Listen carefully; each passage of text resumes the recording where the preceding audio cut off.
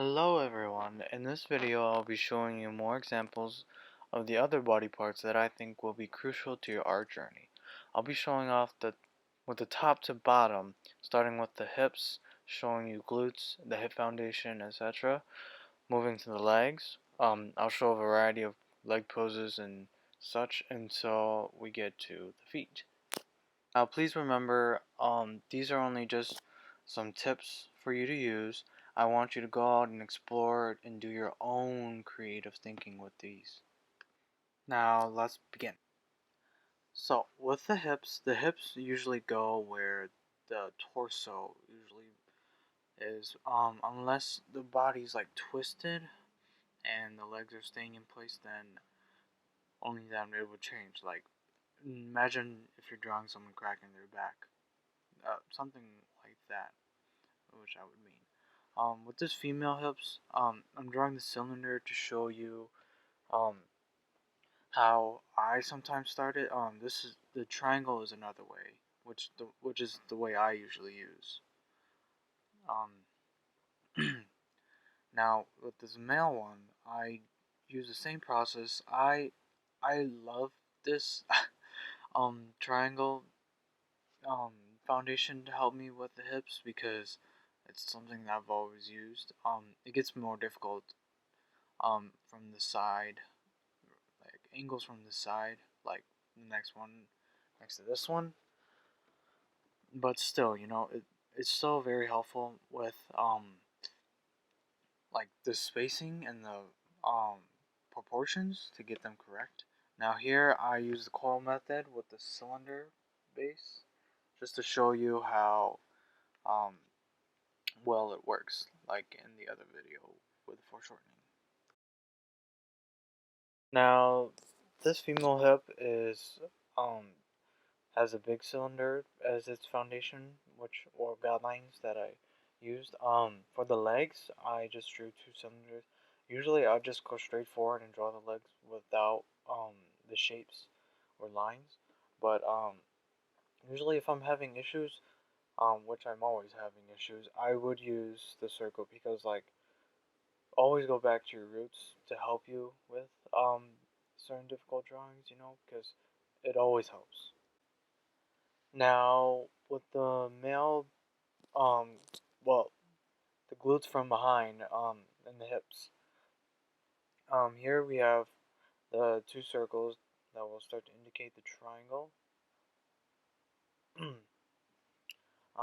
Male hip, male glutes have a have a weird shape. I'll just say that.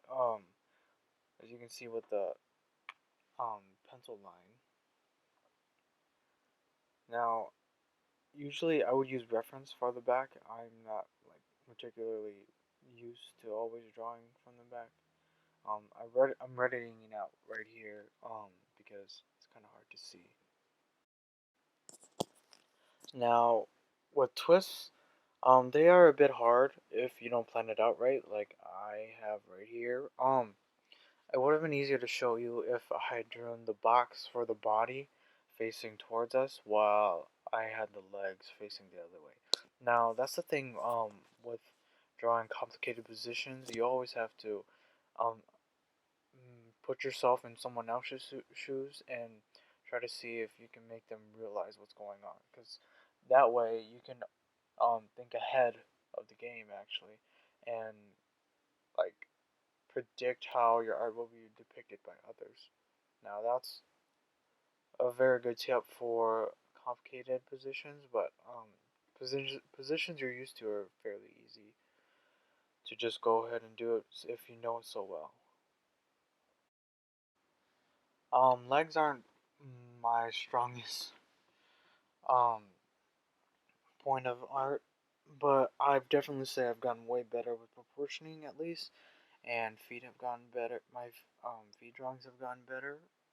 But right here we'll start with the cylinder. The cylinder show you um how it bends, like using the circle as like a joint, really. And then here's some beautiful toes that I drew that turned out well actually. Um, remember like the your big toe points out more than the other ones, while the other ones are pointing more to the ground. Now I drew the ankles wrong. The outer side is supposed to be lower than the inner side due to the bones. I forget which bones it was. Yeah, the anterior talofibular ligament causes the bone to be lower. Um, so yeah, just keep that in mind. Um, drawing the big toe facing towards you, um, just use the nail as an example, or as a guideline. I mean, like with the shapes, because like seeing the toenail head on, you only see like the front part of it. Now I use references for these feet drawings, but only because they work so well with the explanation I'm about to give. So like with this one, the feet is facing more towards you, so you'll see um like less of the actual feet, and then the ankles disappear because of how it's positioned. Now, um I usually just imagine what my feet would look like um when I'm drawing my own, and when I don't use references.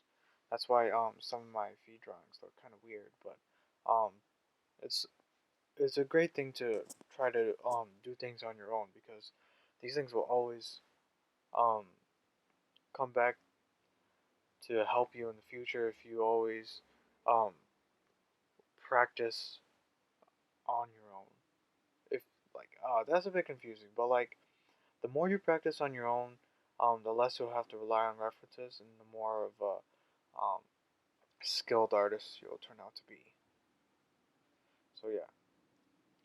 Now, the next feat I draw is a bit ugly because like I didn't use a reference for it, but I've like tried to draw it before. I just didn't get the palms right.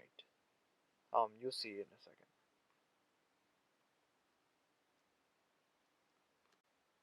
Okay, so now here my mistake was trying to add in all the little toes that are showing.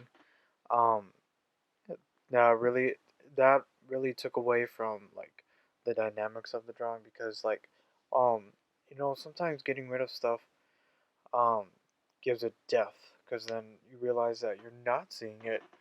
So basically, it's got to be there somewhere and it's hiding, so that gives you like the 3D concept in your mind. Now with this, it just looks disgusting. So for one of my last tips of this video, is that um, to get the right proportion on the feet. The feet are kind of kind of exactly twice as thick, well, twice as long as the leg, as you can see here. So you can draw two legs to fit in one foot. Now this last pizza foundation thing that I drew is just how I start the feet. This is from like eagle's eye view of someone's leg down. That's what I was trying to go for, just to give you some idea of depth. But then I was also trying to draw like, how I with the faces, it like rotates a bit, like, well, no, with the bodies, yeah, with the bodies, how it rotates from the side. I was trying to rotate it from up to down, if you get my gist. But it's kind of difficult when you always use the triangle to help you deter the top of the foot.